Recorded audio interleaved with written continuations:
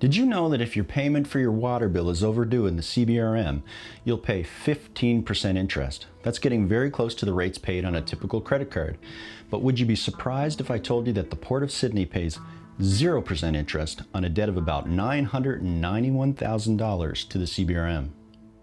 Hi, I'm Joe Ward of Boxer Shorts Media, and that is what I'm telling you. The Port of Sydney holds a debt due to not paying their leasing payment for the port facilities to the CBRM, but they pay 0 interest on that debt. I think that's quite the double standard. If you're late on your water bill, that's a 15% rate, and that's pretty terrible. In fact, it's about 3 times what you'd pay Revenue Canada if you owed income tax that was overdue. But can you guess why that's an even bigger problem than it may seem? Well, here's the thing. Who do you think is the most likely to be overdue on their water bills in the CBRM? Would it be fair to suggest that the typical person having trouble with their water bill is having some financial difficulty?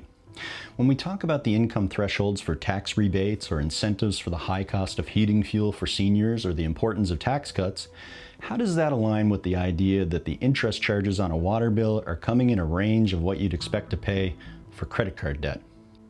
That's a pretty big contrast to that of the Port of Sydney, who gets their overdue debt of almost $1 million without paying any penalty whatsoever.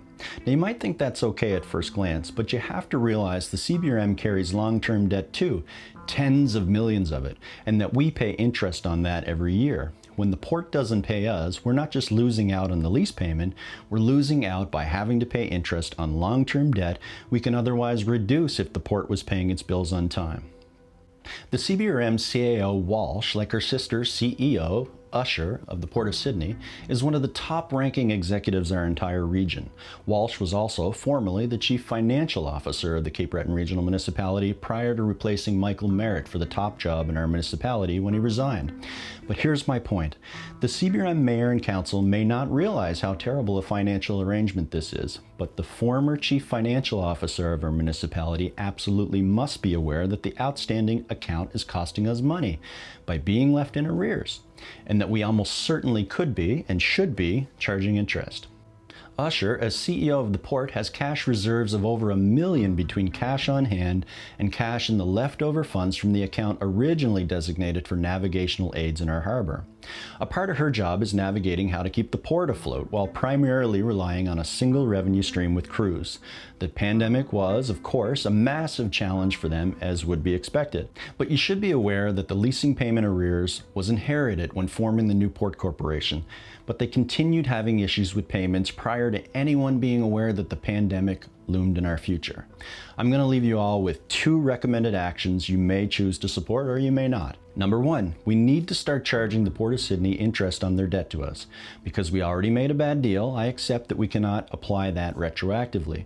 But the CBRM Council, both former and current, messed up and it's costing us. Now, number 2, let's lower the interest on the water bill accounts overdue to 5% and match Revenue Canada. And we can apply that retroactively to give those people struggling a break. Now, number 3, let's set the rate of interest for the Port of Sydney to match what citizens pay on their water bills. So if the CBRM Council won't lower that 15% on water bills to a more reasonable 5%, then let the Port of Sydney also pay 15% on the amount of about $991,000 and whatever else it defers for as long as they have an outstanding balance with us as a CBRM. I guarantee you that the Port of Sydney will tell us 15% is completely unreasonable. Let's not create double standards where the CBRM citizens are taxed to death, charged interest similar to credit cards on their outstanding water bills, and yet we let the Port of Sydney run up an interest-free debt with us. If anyone wants to make an argument that this arrangement is fair, I'm all ears. I'd love to hear justification. Please comment below. Please hang up and try again.